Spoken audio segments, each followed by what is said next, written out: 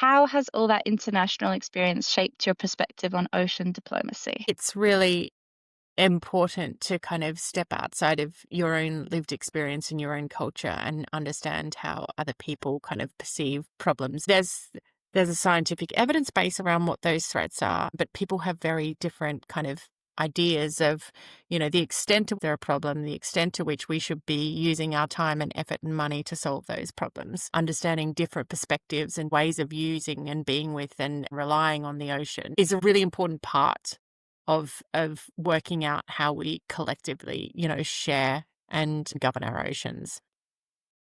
Beautiful.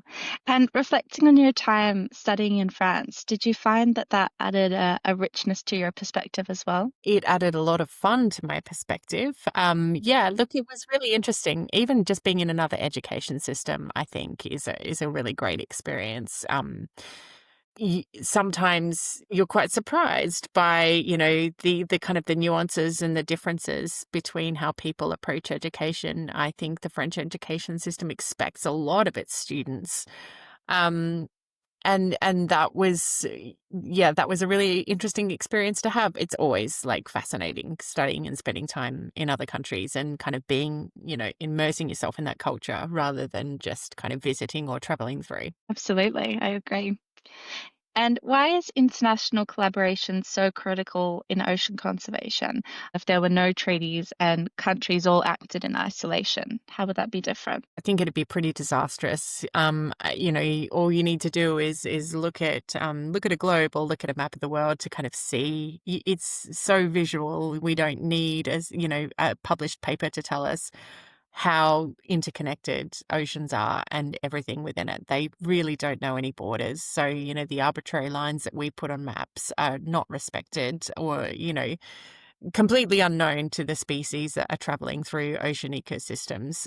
So that level of cooperation and kind of a shared kind of value and commitment around how we use and value and protect our oceans and ocean ecosystems is incredibly important. And I imagine while countries can inspire each other and learn from each other in different approaches, a lot of ecosystems are probably quite different in some ways to other countries. Yeah, absolutely. This is true. Yeah. So cold water corals, very different to tropical corals. Deep ocean ecosystems, quite different to, to shallow water. Ecosystems, yes, there are differences, also a lot of commonalities, particularly when it comes to things like migratory species, seabirds, whales, dolphins, sharks. They travel through all of these areas and have different needs from all of these areas. But look, that kind of comes back to that interconnectedness between all of this. Yes, there are differences and variations. Threats are different in different places as well.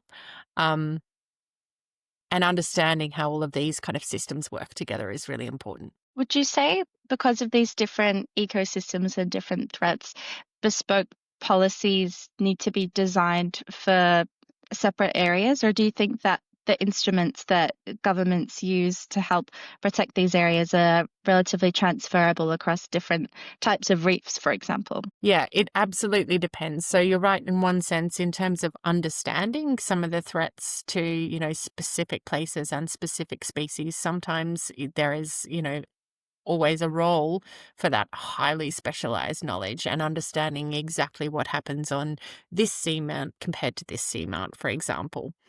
Um, However, there are some tools that we know and are proven to work regardless of where you put them, and one of those is a highly protected marine area or a marine sanctuary.